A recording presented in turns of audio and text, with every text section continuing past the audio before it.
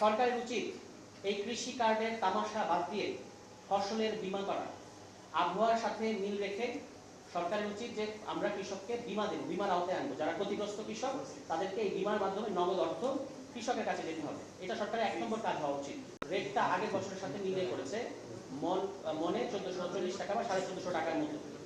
যদিও বাস্তবে কৃষকরা পাচ্ছে আসলে 500-600 টাকা পাচ্ছিল, এখন এই ধান ডুবে যাওয়ার কারণে 300-400 টাকা বেশি মনে পাচ্ছে না। অর্থাৎ ন্যায্য মূল্য হতো যদি আপনি এই যে এবার ডিজেলের দাম বাড়লো, সেচের দাম বাড়ছে, শ্রমিক এখন সারাদিনে শ্রমিককে 1000-1200 থেকে 1500 টাকা দিতে হচ্ছে। ডিজেলের দাম বেড়েছে, সারের দাম বেড়েছে, সেচের দাম বেড়েছে, আপনার শ্রমিকের মূল্য বেড়েছে, কিন্তু আপনি ন্যায্য মূল্যের নামে আগের মূল্যটা দেওয়ার কারণে কৃষক কিন্তু উৎপাদন খরচটি উঠাতে পারছে না। অন টপ অফ দ্যাট, এই এখনকার অতিবৃষ্টির কারণে সরকার যে দাম ঠিক করেছে তার চেয়েও কম দামে, অনেক কম দামে আসলে বিক্রি হচ্ছে, মানে 300-400-500 টাকা। মানে কৃষক কোনো মতে ধানটা বিক্রি করে দিতে পারলেই একরকম রক্ষা পাচ্ছে, এরকম একটা জায়গায় চলে গেছে। ফলে তারা নিজেদের উৎপাদন খরচ উঠেছে কিনা এটা নিয়ে আর চিন্তা করার তাদের সময়ই নাই। তারা কোনো রকম এটা বিক্রি করে দিতে পারলেই বেঁচে যাচ্ছে, কারণ না হলে তাদের আরো ভয়ঙ্কর সমস্যার মধ্যে পড়বে। ফলে এই যে ন্যায্য মূল্য নিশ্চিত করবো, এই কথাটা বলাটা খুব সুন্দর। কৃষি কার্ড দেবো, এটা নিয়ে ফুটানি করা খুব সুন্দর, মানে খুব চটকদার মনে হয়, কিন্তু কৃষক যখন জেনুইন সমস্যায় পড়েছে তখন কিন্তু এই কৃষি কার্ড কোনো ধরনের সহযোগিতা বা কোনো ধরনের কাজে কৃষকের আসছে না। আপনি তলিয়ে যাচ্ছে ধান, তারা শুকাতে পারছে না, কৃষক ঋণে জর্জরিত হচ্ছে, কিন্তু আপনি এদিকে কৃষি কার্ড নিয়ে টিকটকার কৃষককে কৃষি কার্ড দিচ্ছে। এটা কোনো মানে আছে? এর কোনো কাজে আসছে? কোনো হেল্প করতে পারছে কৃষককে? কোনো হেল্প করতে পারছে না। দ্বিতীয় যে সমস্যাটা হলো, এবার অতিবৃষ্টির কারণে এই সিজনে অতিবৃষ্টি হবে, এটা মোটামুটি বাংলাদেশে প্রতি বছরই হয়, কিন্তু সরকারের কোনো আগাম এই ক্ষেত্রে কোনো তারা ব্যবস্থা নেয় নাই যে এখান থেকে আমি কিভাবে কৃষককে উদ্ধার করবো বা রক্ষা করবো। এবং এর পরবর্তীতে সরকার যেহেতু ধান কেনে, সরকার আসলে ধান কম কেনে, সরকার চাল কেনে বেশি, কিন্তু চাল কিনলে এটাতে কিন্তু কৃষকের কোনো লাভ হয় না। সরকার চাল কেনে ওই মিলারদের কাছ থেকে, ফরিয়াদের কাছ থেকে, এবং এই সমস্ত গোডাউন মিলারের যারা মালিক তারা কারা হয় আমরা জানি, তারা সবই যখন যে সরকার থাকে তাদের লোকজন হয়।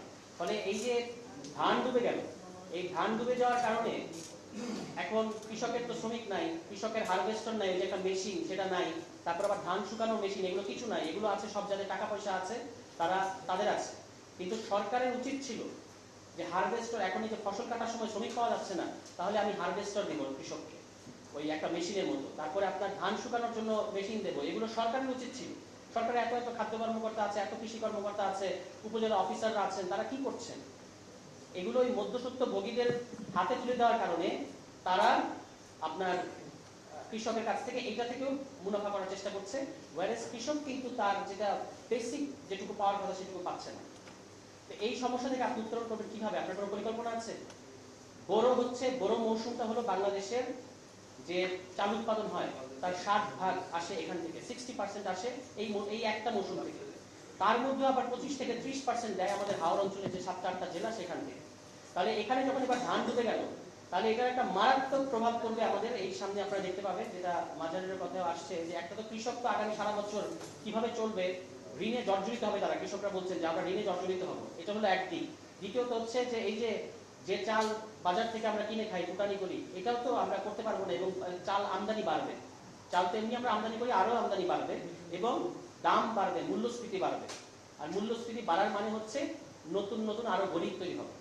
ফলে এই যে চালের এই সংকট, হাওড়ের এই সংকট, ডুবে গেছে আমাদের হাওড় অঞ্চল, এটা কিন্তু শুধু হাওড়ের সমস্যা না, আঞ্চলিক সমস্যা না, কৃষকের সমস্যা না, এটার একটা ধাক্কা এসে লাগবে আমাদের নিম্ন মধ্যবিত্ত পরিবারগুলোর উপরে, যারা এমনিতেই সরকারের দুর্নীতির কারণে, জ্বালানি তেলের দাম বাড়ানোর কারণে মূল্যস্ফীতির একটা ঘানি ইতিমধ্যেই টানছে।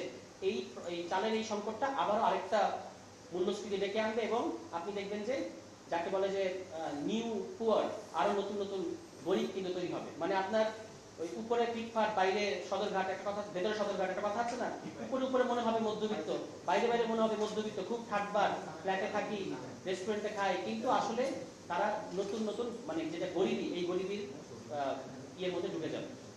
তাহলে এই সমস্যা থেকে আমার মনে হয়, আমি যতটুকু বুঝি, 4টা কাজ করা দরকার। এর মধ্যে কিছু আছে স্বল্পমেয়াদী এবং কিছু আছে দীর্ঘমেয়াদী। 1 নম্বর কাজ, সরকারের উচিত এই কৃষি কার্ডের তামাশা বাদ দিয়ে ফসলের বীমা করা।